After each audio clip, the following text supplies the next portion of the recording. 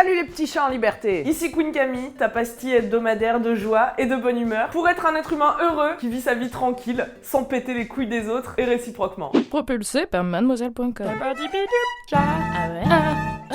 Ça swing. Il y a quelques semaines, j'ai eu la joie, que dis-je, l'honneur de vous livrer le premier tuto d'internet pour apprendre à faire l'amour. Aujourd'hui, je vous propose une nouvelle activité do it yourself, sans branler de ce que les autres pensent de toi. Je vous parle ici en tant qu'experte du battage de couilles. Je suis notamment auteur de l'ouvrage Être bien dans sa peau et s'en battre les noix comme si demain n'existait pas, ainsi que du guide Ton avis, je m'en contrecarre le cul, déjà traduit en 18 langues. Et vous savez, je n'ai pas toujours été la femme magnifique et épanouie que vous connaissez aujourd'hui. À une époque, je ressemblais même à ça. Et cette chaîne YouTube, sur laquelle tu es actuellement, sur laquelle on est bientôt 100 000, mon gars, c'est un délire. Cette chaîne YouTube, elle m'a beaucoup aidé à m'en battre les ovaires. Elle m'a permis d'apprendre à me foutre encore plus du regard des autres. Car si j'en avais eu quelque chose à faire, eh bien, je pense que ma peur d'être jugée m'aurait tout simplement paralysée. Et que rien de tout cela n'aurait jamais existé. Voici donc comment t'en battre les ovaires du regard des autres en 3 étapes. Étape 1, arrête de juger les autres. Non mais je juge pas, je donne mon avis en fait. Alors c'est la même chose en fait. Ton avis subjectif et personnel, c'est un jugement de valeur. Or, si tu souhaites te foutre du regard des autres, avoir la liberté d'être ce que tu veux, de faire ce que tu veux quand tu veux, eh bien peut-être commence par accorder cette liberté aux autres. Non mais moi, mes jugements, je les garde pour moi. Hein. Bravo, mais quand je parle d'arrêter de juger les autres, eh bien je fais aussi référence à ces jugements que tu gardes pour toi, qui popent comme ça dans ta tête au détour d'un combo sandales-chaussettes par exemple.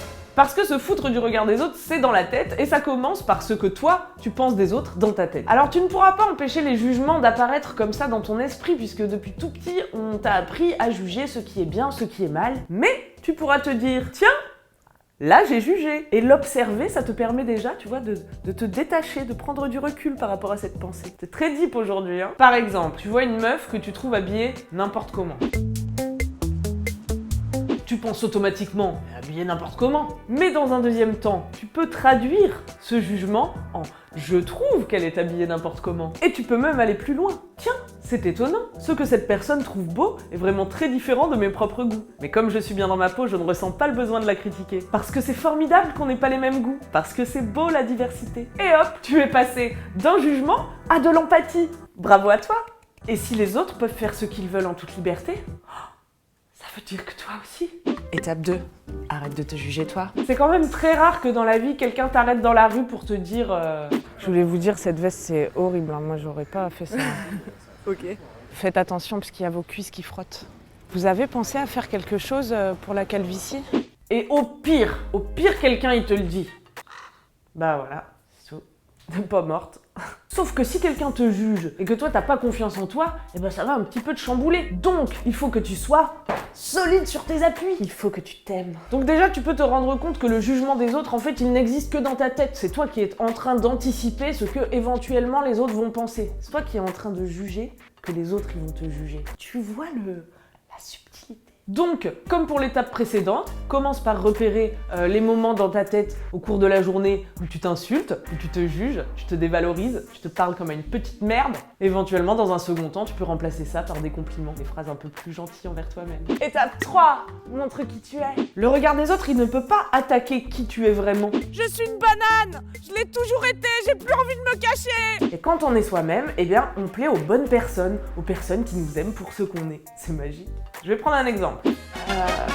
Moi, c'est vrai que quand j'ai commencé à faire des vidéos sur la sexualité, avec une couronne en plastique à 10 centimes et un sceptre en forme de chatte en pâte fimo, c'est vrai que je me suis un petit peu dit, oh là là, qu'est-ce que les autres vont penser de moi?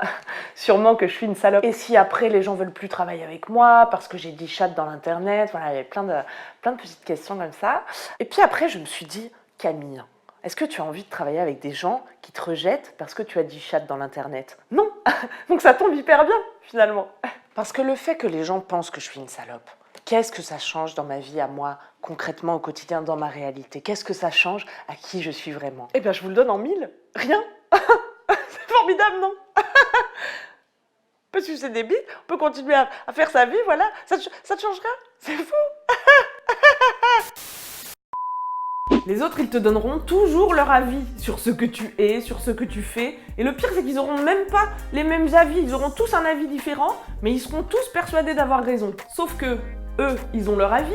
Mais toi, tu as quelque chose en plus, mon petit poussin. C'est le pouvoir de choisir pour ta gueule, ma gueule. Au final, quoi que les autres pensent de toi, c'est toi qui sais ce qui est bon pour toi. Et c'est à toi que revient toujours la décision finale. Parce que c'est ta vie, et qu'elle est courte, et donc qu'il s'agirait de pas perdre trop de temps à se demander qui a tort, qui a raison. Car de toute façon, on ne peut pas plaire à tout le monde. Et ça, c'est bien, parce que c'est pareil pour tout le monde. Donc si tu te montres tel que tu es, si tu fais tes propres choix pour toi, si tu choisis de mettre ce t-shirt, de danser comme ci, de parler comme ça, eh bien au final, peut-être que ça ne plaira pas à tout le monde, mais au moins, une personne sera contente, toi. Voilà mes petits chats chauves, j'espère vous avoir donné un bon shoot d'envie de niquer la France. Allez chez le psy, aimez-vous, lisez des livres, regardez des vidéos de développement perso, détendez-vous la nouille, faites-vous des petits gommages avec du sel de Guérande. Soyez patient avec vous-même, lancez-vous des défis, bref. Prenez soin de vous, parce que quand on s'aime soi-même, quand on arrête de se juger, eh bien on n'a plus peur de ce que les autres pensent de nous. Yeah, I wanna dance with somebody. I wanna feel the heat with somebody. Yeah, I wanna dance with somebody. Somebody love me. N'oubliez pas de vous procurer mon prochain livre. Quand on voudra ton avis, on te le demandera, bolos. Et n'oubliez pas vendredi d'écouter Coucou le cul, c'est le podcast sexo que j'anime avec la super gynéco Laura Berlingot. Le livre c'était faux, hein, mais Berlingot c'est son vrai nom. Abonne-toi à cette chaîne si cette vidéo t'a aidé. Envoie-la à tous tes amis mal dans leur peau. Merci d'être toujours de plus en plus nombreux à suivre cette chaîne, ça me fait un grand plaisir. Continuez à commenter avec beaucoup d'humour et de perspicacité comme vous le faites chaque semaine. Ça me touche au cul et ça me touche au cœur. Allez, bonne bourre, bye!